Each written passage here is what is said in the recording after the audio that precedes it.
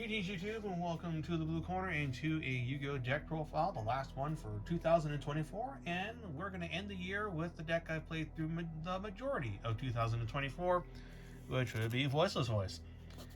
Not much to really say about the deck. It's a really fun deck to play, at least as far as I'm concerned. Like, its play style is the closest that we've had to Necros since Necros, as the ritual decks that have come out since Necros have tended to play drastically differently. Drytron, a lot of people don't really like to think of it as a ritual deck, but more as a combo deck that sometimes ritual summons. And just even mentioning Mikanko nowadays will get you shot. So this is whereas... Oh yeah, right, I forgot. Decks like Megalith and Libromancer and Nouvelle also exist, but Libromancer, goddamn, they were so close, but they fell short. And Megalith is actually pretty close to being decent. Like, their engine's not bad, it's just they need like good boss monsters. But anyway, getting sidetracked here. As far as this deck goes, its position in the format post-ban list going into 2025 is not a terrible one to be in. It's a rogue deck, obviously, but it's one of the better ones out there, as the way it plays is still annoying for some decks to deal with, especially the ones that rely on targeted based removal. Barriers with low and the ritual setup is difficult for some boards to still crack, and what's his name? The Sarvis Ritual Monster himself is actually pretty good this format, as him being on the board is annoying for the top decks, particularly Raziel and Malice, as being able to hard negate summons a la Solemn Strike is really good this format. So having one that is repeatable, free, and searchable is very nice to have. And the hand trap effect of him also still comes up because people are playing impermanence in just about every deck out there. It's probably like the best hand trap in the format. I think I rate impermanence a bit higher than Ash, but anyway. So yeah, Sarvis is very strong, and like, this deck going first is obviously still pretty formidable. That being said, going second is nowhere near. It's still difficult.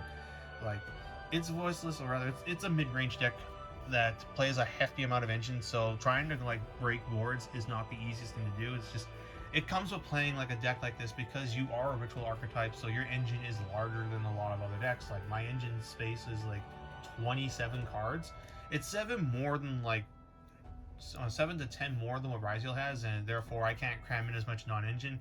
Mind you, this is a deck that also doesn't really like being at 40 cards, so you are able to go up to 40, anywhere between 41 to 43, and I think you're fine.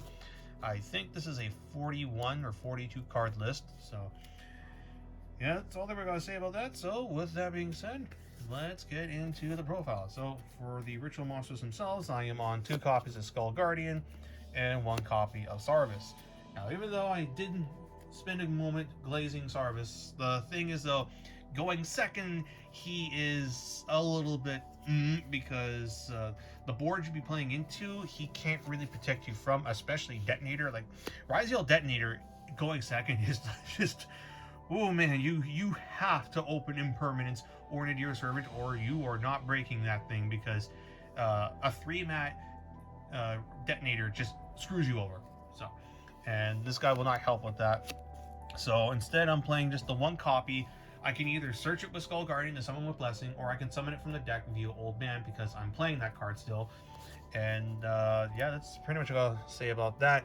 Then for the non-ritual monsters, 3 copies of Low and 3 copies of Diviner, along with Triaz. Then 3 copies of Saphira, and the card that's pretty much it and all but named, 2 copies of Preparation of Right. So probably need to go about this for a second here. As far as like the whole ratios of these things concerned, I do not agree with the 2-2 split. I think in terms of like between Saphira and pre-prep, you should have 5, because again, this is a ritual deck. You need multiple cards to play. This deck only has 2 1-card combos, which is Low and Diviner. That's it. Everything else requires combo piece A and combo piece B. So cutting down on your needed combo pieces is just not wise. Now, as far as which one of these ratios to play, it comes down to how much do you respect Droll versus Shifter. I don't really have to worry about Shifter at the moment, so I'm playing less copies of this. If you feel like you are being hit by Shifter, or rather your area is like very Shifter heavy, then play more copies of this, because this plays better under Shifter, this plays better under Droll. So there's that little tangent for you. But yeah, play 5 copies, especially if you're on a different version of the, like, this is pure, but if you're on, say, Kashtira or Ryziel Voiceless, play more copies of Saphira, because it's easier to resolve it by her effect. You have more tricky bodies. Then 1 copy of the Old Man.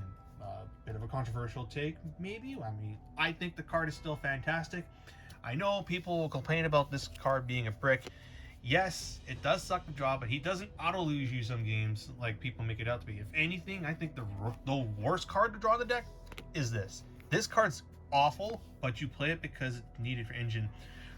Cutting this guy, I just don't think it's wise, as he, A, allows you to grind better by being able to recycle things the Blessing cannot, such as Blessing itself, and B, you can use him to play through D-Barrier, which is still a thing in this format. If you get D-Barrier, you can summon the Old Man and then tag him out into Skull Guardian on their turn. They need a second barrier, or they need an Ash Blossom to beat that. And I think just cutting the Old Man, especially in a pure build or a Kashtira build, is just wrong. But that's my opinion, and I'm going to die on that hill. And for the low targets, 3 copies of Barrier, 1 copy of Blessing, and 1 copy of Radiance. You obviously do not play the trap card that came out in Info. I especially am not, even though I actually own a Skull Guardian that you can summon off of, but no, just don't do it. And then yeah, this card, it's awful, but you have to play the 2 copies. I'm praying that this gets a super reprint in the tins or in an OTS, just so like I can draw it less. I know that's like weird logic, but I swear to God, like if it's a super rare, I see it nowhere near as often as a common. And then for last pieces of engine, 3 copies of Nadir and 1 Maximus side. This is pretty like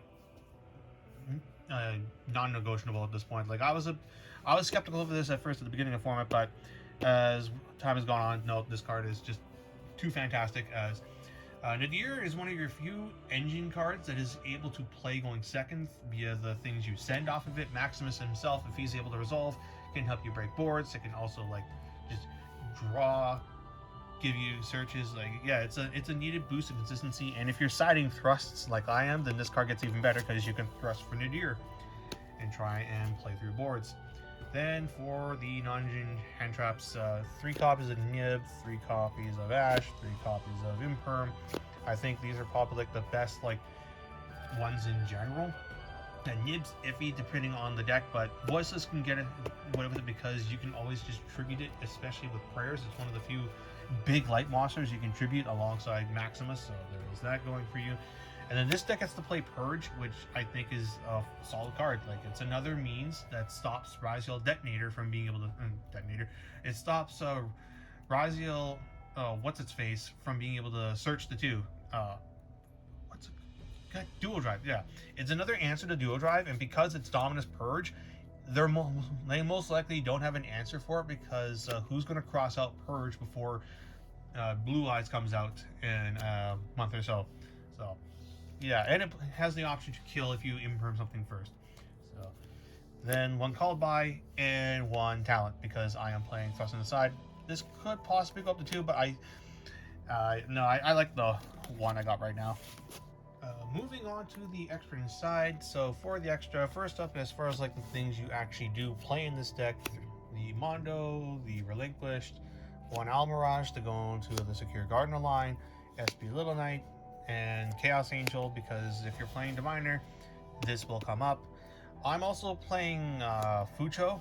The idea is that I'm siding thrusts, and therefore I can thrust into Harpy's Featherstorm, which allows me to skip my opponent. If they try and turn skip me with, say, Droll or Shifter, then I just do this back to them. And yeah, then it goes back to my turn, and I try and play from there. And it's also an answer to decks like Tempai if you happen to still run into one. I'm not playing, by the way, Odd Eyes Pendulum Draft Dragon, even though Tenpai aesthetic is still around. I don't think Pendulum Grab Dragon is that great this format, just because the power spells that will screw you over are things that he can't do enough against. So there's that. And then for the last thing, you'll actually summon this deck, one copy of Typhon, even though you don't really summon this. And then for Diviner targets, one Arclight and one Entis, which also double as Nadir and Slayer targets. Speaking of Nadir and Slayer, one Aggregator, one Fairjeet, one Garua, one Malong, and one Omega.